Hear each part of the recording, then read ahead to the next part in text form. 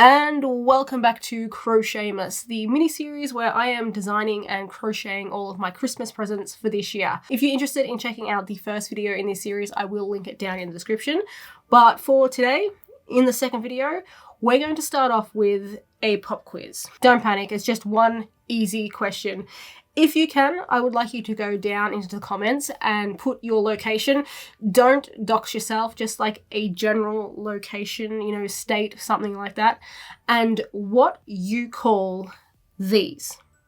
Down here in my neck of the woods, we call them butchyboys, but I know these things are known by so many different names for whatever reason. There's roly-polies, there's slaters, there's a bunch of other things that I cannot remember right now off the top of my head, but yes, we call them butchyboys. And lately, my niece, my youngest niece, has been obsessed with them. As in, we are constantly out in the garden looking for butchyboys. She likes to hold the butchyboys and just carry them around. I don't know why. I don't know why she finds butchyboys so appealing, but she does. So I thought for Christmas this year I would make her her very own butchyboys. Problem, I don't really know how to even start going about this. They've just got a weird shape that I'm not quite sure how to capture with crochet. So I think before we do anything else at all today, I need to try and nail down this design. Well, I had every intention of nailing down this design, but my internet has been out for the past several hours. So we won't be nailing down any butchyboy designs today. I might have to bring you guys back tomorrow and we can do it then. Oh, that's so irritating. I carve out like a little bit of free time in order to get this done, and the internet drops out on me. Bloody hell. All right, see you tomorrow. Although it'll be only a few seconds for you. Lucky, lucky you. Well, this has taken a lot longer than I hoped, thanks to an area-wide outage. My internet was down for a solid 2 days. Fortunately, I have plenty of other Christmas presents to make, which was able to occupy my time. But now, thankfully, we can get back to the one this video is about, which is the butchyboy, the pillbug, the roly-poly, the slater, or whatever it is that you happen to call these things. All right, so I'm looking them up. I've got some both actual genuine pictures of the roly-polies, the butchyboys, etc., etc. I'm not going through all the names all of the time, but I want to make sure I don't have any AI bullshit in here. All right, so we've got like pictures of the actual butchyboy, but I've also got up some images of just plush toys. I like to do this when making amigurumi sometimes. I find it can be a really useful tool in breaking down like the shapes that you'll need, is to look at like a plush or a cartoon version of whatever creature you're making rather than an image of the animal creature itself. It can really just help define features, especially if you like to exaggerate some of them. It comes in really handy in that case too. All right, but looking at both of these, I'm thinking there's probably 3 ways I can go about this. Number 1, I can crochet this just all as one piece. So it'd be pretty much a no-sew critter. Number 2, I can crochet a top and a bottom and then put those together. And the third one is probably the most complex. I reckon I can make sort of like a spine piece and insert for the middle, something that could even potentially move, and I could crochet the top to that and the bottom to that as well, or sort of alternately but similarly, I could crochet a top and bottom piece and then sew them to that. The first one is probably the easiest, but it is going to restrict my shaping a little bit, as well as probably eliminate any potential like movement I want in this piece. Number 2 presents a similar problem, but I would probably have a little bit more freedom in the shaping. I think I would be able to curve the top a little bit. Please be quiet, computer, I'm talking. I'd probably be able to curve the top a little bit more if I made that piece separate from the bottom. The third is the most like time consuming, the most complicated, but I also think it could produce the best result. And yeah, to level with you, that's the one I'm leaning towards doing, even though I was trying to contain myself a little bit with these presents so they didn't end up taking forever, because they can't take forever because I have a very specific deadline of Christmas. But like, depending on how I go about this and how large I make it, going with the third option might not be all that bad time-wise. Can't say I have too much confidence in myself, because I do have a little bit of a habit of overshooting slightly. I make projects like larger than I intend to sometimes. I just get a bit over enthusiastic. If I can try and rein myself in, I think the third option could be fine. So yeah, let's work with that. All right, so the plan as I see it right now is to create a middle piece. It'll sort of, spine's probably not the right word in this context, but it's going to like function sort of as a spine. And I want to create that so that it has like some movement, because butchy boys, you know, they can curl up into a ball. And while I don't know if I'll be able to produce that in its like entirety, I would like to be able to get it to curve in and out at least a little bit. So I need to come up with a way to replicate that. And then to that inner piece is what I'm going to attach the top and the bottom pieces to. And probably like a head to the front as well. It'll probably need a head. All those pieces though are going to depend on this like spine, as I'm calling it, that I want to make. I think I'm just gonna have to play around with a few different designs and try and narrow down what works best.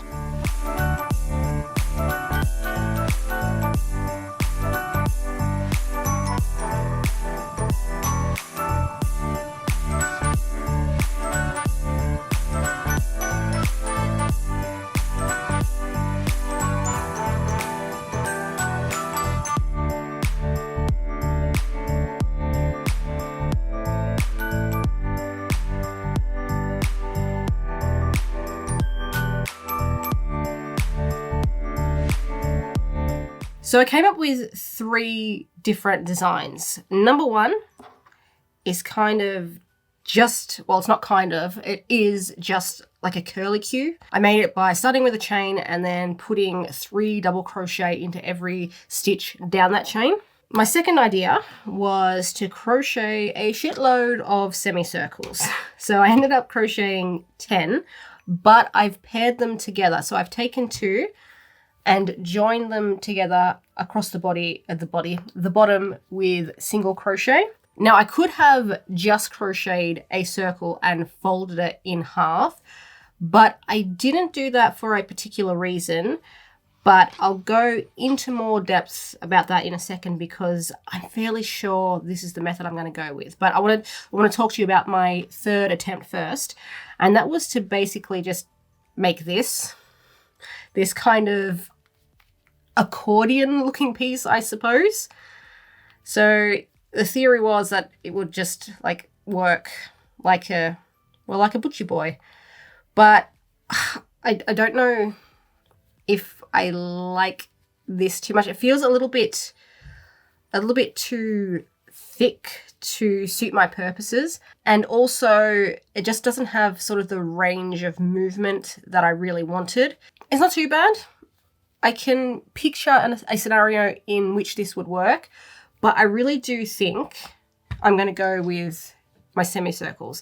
The curlicue just doesn't work at all. So I cast that aside almost immediately after I crocheted it. So we're not going to see this in the video anymore. Goodbye curlicue. But these, on the other hand, my semicircles, I reckon they have a lot of potential. Like if I place them together like this, and just imagine for the moment they're all joined here down the bottom. If I open them up, I mean, that gives me butchy boy. If I had some sort of shell, this is why I told you to picture them joined together.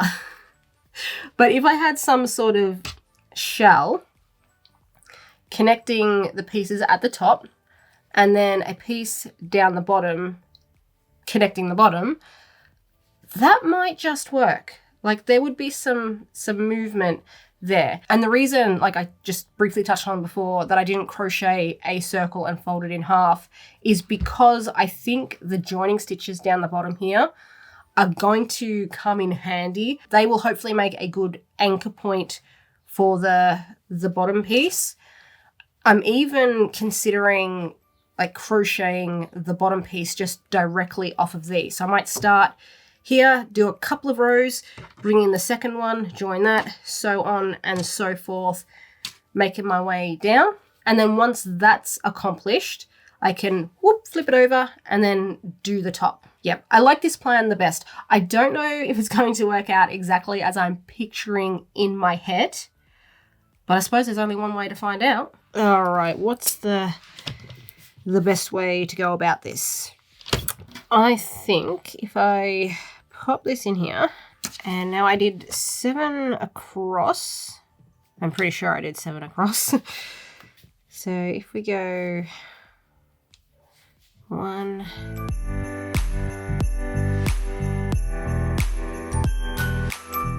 and 7, okay. I don't know if I should extend that out to 9 and work in the very ends of the semicircle itself. For now, I won't do that, but that is an adjustment I might be able to make later. So I'm going to chain turn and work another 7 back in the opposite direction. But then I will chain 1, turn my work, and bring in the next segment. So if I work through the stitch of the previous row and also the stitch of this segment,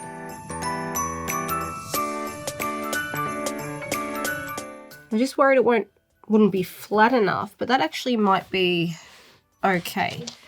The best thing to probably do in this case is just crochet in all my other segments. At least it's not going to take very long. I've only got an additional 3 to go, so that's only a few rows. And yeah, then I suppose we'll just see how the whole thing both looks and moves.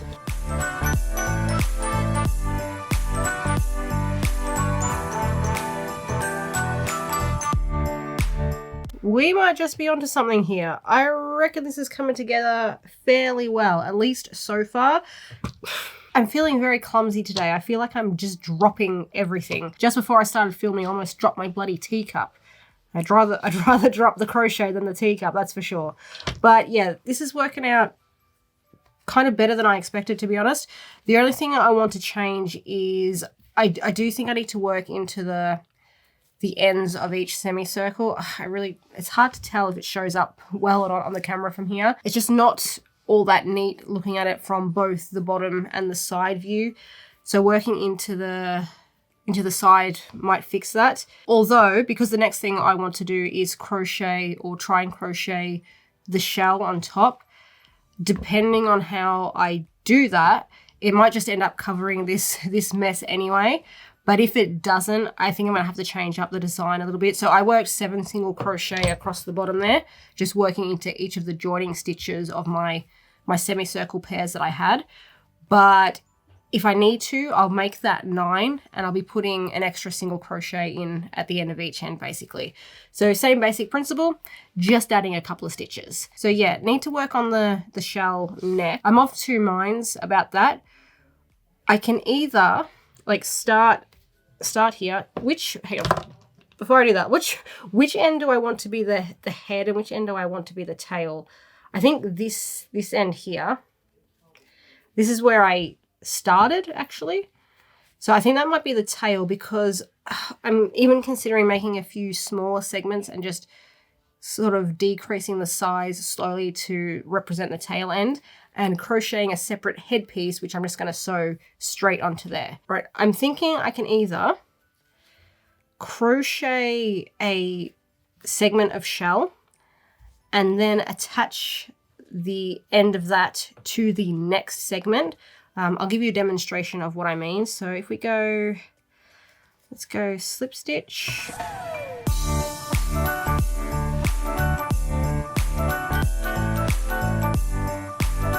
Row 2, done. For row 3, I am going to work into the previous row but I'm also now going to bring in my second segment and sort of join the two together. So I'm just going to follow the same pattern of what I've been doing, which was, I think I started with 2 single, then I did 2 half double, followed by, I don't remember the number, but a bunch of double crochet, and then I finished with 2 half double and then 2 single. So it's just mirroring what I've done on the opposite side.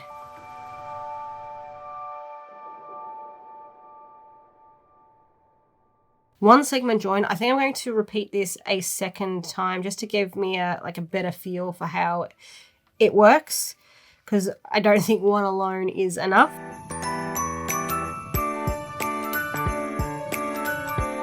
I crocheted the second segment. I was going to go on and crochet a couple more, but it's just not working for me. Opened up, it looks fine, but once you compress it back, it looks too squished for my taste, and that effect's only going to get compounded as I add in more and more segments. But to fix this, I think I only need to make a simple tweak.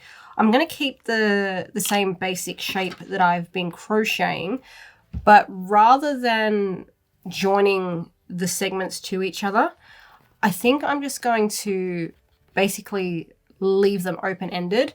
So if I'm just going to frog my work until, there we go. No, hang on, is that the first or second segment? Hang on, give me a sec. So if I frog my work to release the second segment, so you still joined? No, you're not joined. Okay.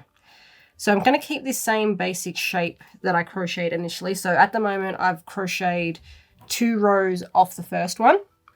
If I crochet a third and perhaps a fourth, I'll maintain the same shape, but it's going to end up covering the second segment or the one behind it. And if I do that for all of them, they'll end up functioning more like plates. And I'm hoping if I get them the right length, they won't all bunch up as I move the butchy boy back and forth. So I'm literally doing the same pattern that I just created. I'm just not joining it to the segment behind, giving my pieces just a little bit more room to move. I don't know why I needed to do this, but you're welcome. It's a little Christmas treat for all of you, me showing off my dance moves.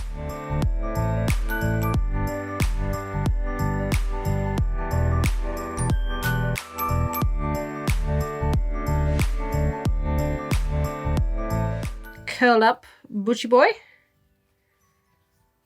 Opened up butchy boy. Please excuse all the yarn ends. Phone, really? Right in the middle of my sentence. Yeah, excuse all the yarn ends. It's not worth taking the time to weave these in on the prototype. But yeah, this shape has turned out pretty much exactly what I want it to be. Couple of things. I do need to find a way to anchor the sides a little bit, because if you can open that right up, and I don't really want that happening, so I'll have to find a way to just sort of anchor these to the side, maybe put in a couple of stitches at the bottom of each of the individual plates. That might help. I haven't yet done the head and the tail, but I don't need to make a prototype of those. The head is literally going to be an open-ended, rounded amigurumi piece. It's nothing difficult. I'm confident enough in my abilities that I'll be able to do that first go with the proper yarn. And while I am definitely going to make a head piece because I think it needs it, I don't know that I'll need to crochet a tail, because the last plate, this is the very last plate that I crocheted, you can see it creates a bit of a gap here. And that's where I was going to put the tail. But I'm thinking if I crochet the head and leave this open, when the butchy boy is curled up in on itself, the head will slot in there. Well, it could slot in there nicely if I size it correctly. So yeah, I'm thinking no tail at this stage. I might just make the head and see how it works when it is curled up. But if that turns out to be a dud, I'll just add a tail. No biggie. I don't think there's really anything else that I need to crochet for the prototype.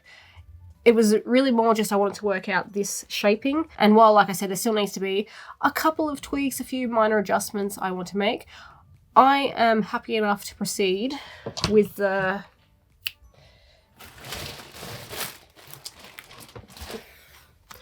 good stuff from here.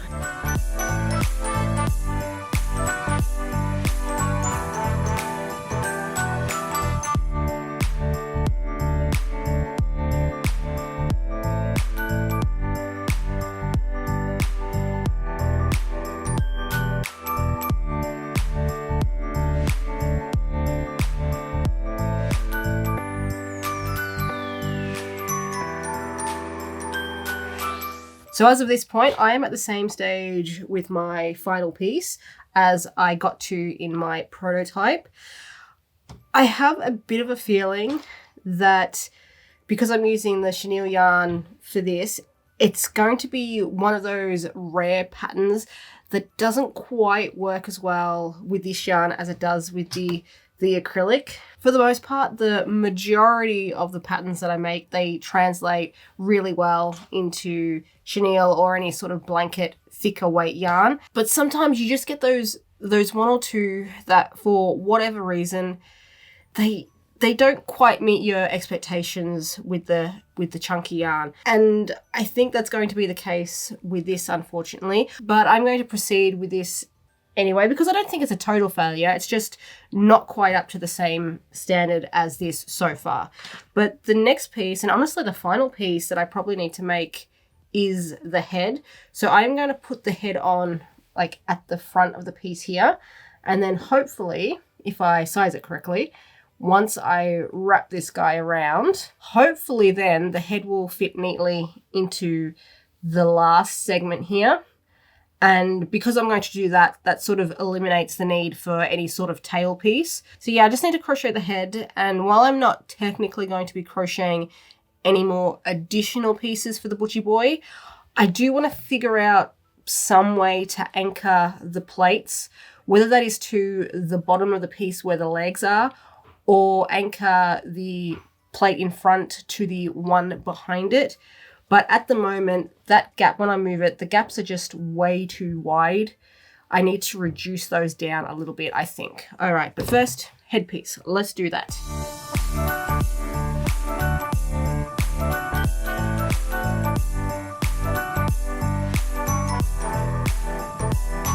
Well, I lied.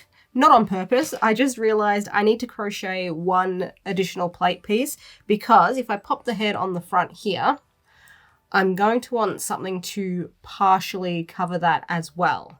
So yeah, slight change of plans. We need to crochet one more piece. I'm basically just going to take what I've crocheted off my semicircles here and just replicate that. So I'll start with a chain and crochet pretty much the exact same piece.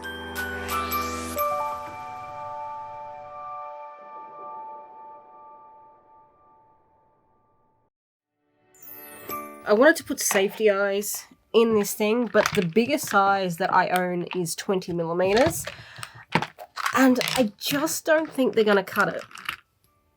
Well, I mean, they'll work. They're just not like as big as I wanted them to be, because in some context, the bigger the eyes, the cuter the amigurumi. And I was hoping to, I was hoping to capture that in this butchy boy. I mean, that's not so bad, but like that, it looks more like a small mammal than a butchy boy. But I mean, that's what I got, so that's what I'm going to be working with. And I've got enough yarn left over. I wasn't sure how big I was going to be making these Christmas presents, so I bought like a little bit extra yarn that I thought I might need. And in this case, I definitely have enough yarn to make a second butchy boy. So I might make a second version, maybe try and, assemble it or even crochet it a little bit differently, because I had a couple of ideas like going into this. And in that one, I might crochet the eyes and then I can just compare the two. But yeah, for this one, we'll be using the safety eyes, even if they are a little bit small. All right, so now all I have left to do is literally sew that to there and then sew this over that.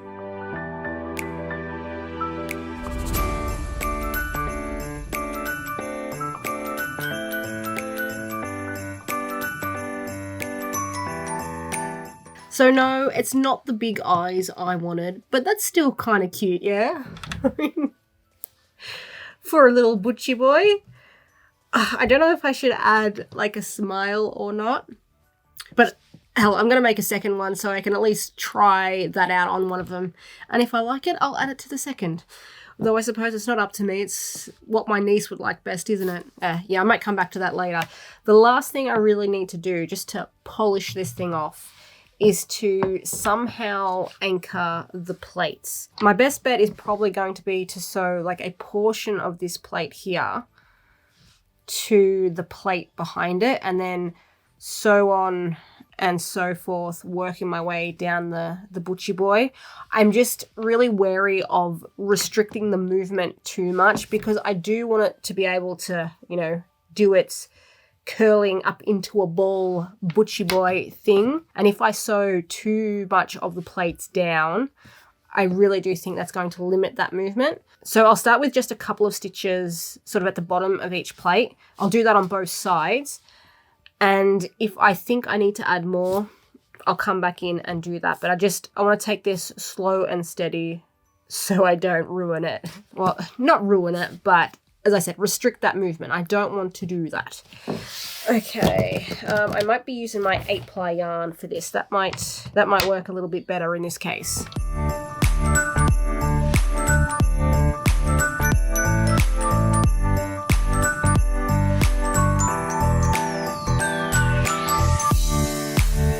Please allow me to introduce you to Rolly and Polly.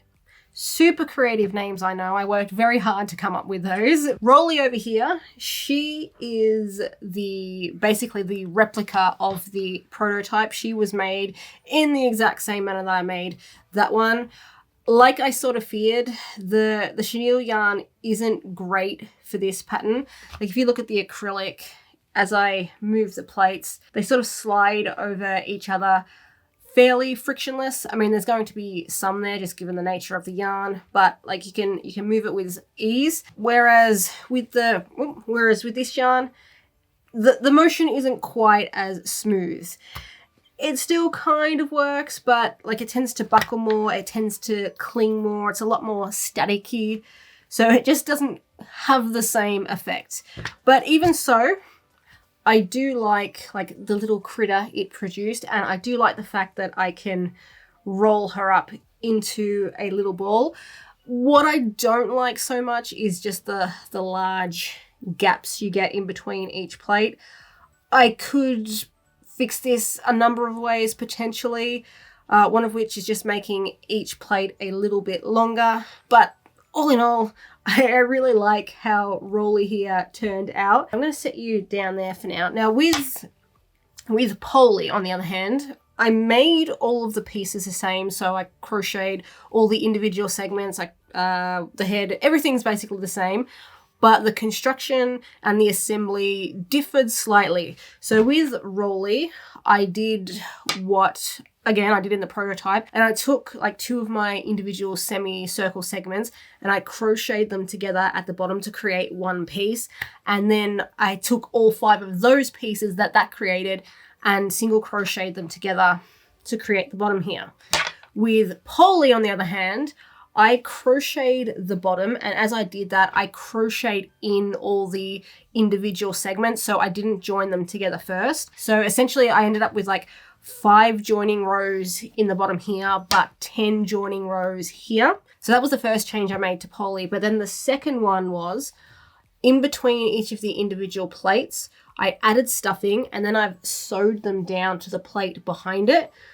So Polly doesn't have very much movement. You can still roll her up. And if I had thought of it, I might have added a magnet into her head on the inside, and then one to this plate here. I might have to crochet like 1 additional plate and then use that to cover the magnet. But if I did that, she might have like stayed in her curled up position.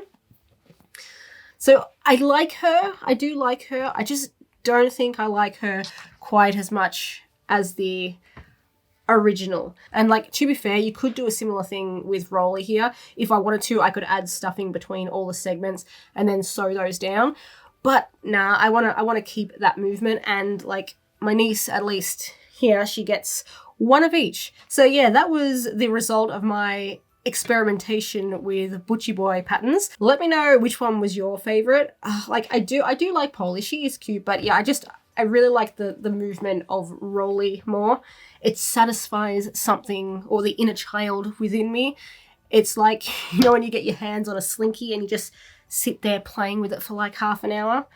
Is that too specific an example? Does anybody else do that? But yeah, they are done now. They can be wrapped and ready to stick under the Christmas tree.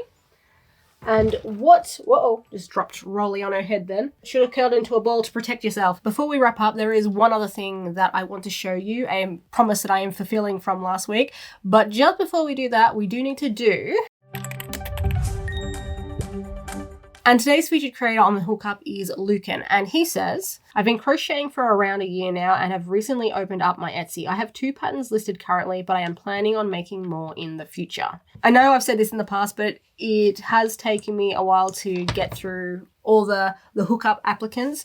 So I'm not sure when exactly this was submitted, but I hope your Etsy store is doing well. If you would like to check out all of Lucan's links, they will be listed down in the description, and so will a link to the hookup form if you would like to apply for yourself. Now, if you watched last week's video, you will know that I didn't quite finish the little wolf that I was working on, but I did promise to show you the finished results here today, and voila, promise fulfilled.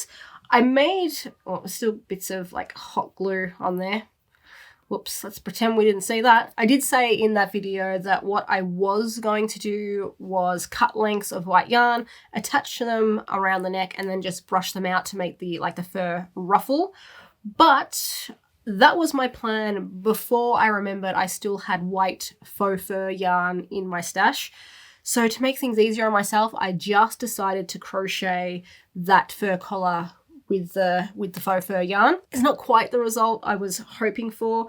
The ruffle isn't quite as, puffy, quite as pronounced as it probably should have been, but it was a hell of a lot easier than cutting all that yarn, attaching all that yarn, and then brushing out all that yarn. Like, I still think it looks okay. It just could have been bulked out a little bit on the sides here. And then like the felt pieces, that was easy enough. I just glued those down. In fact, I could probably do with a little bit more glue in some areas. I might do that later just to secure it and make sure it doesn't come off. Although this is not going to be a toy that gets played with. This is just probably going to sit on my sister's desk or shelf. It's not like the presents I'm making for the actual kiddos. They need to be a little bit more resilient. But there you go. Wolf complete. So that is another present, can be wrapped and ready to go. And that's all I have for you guys in this one. Thank you for watching today. So consider subscribing if you haven't already. Like the video if you enjoyed it. Share it if you think it's worth sharing. And I will see you in the next one.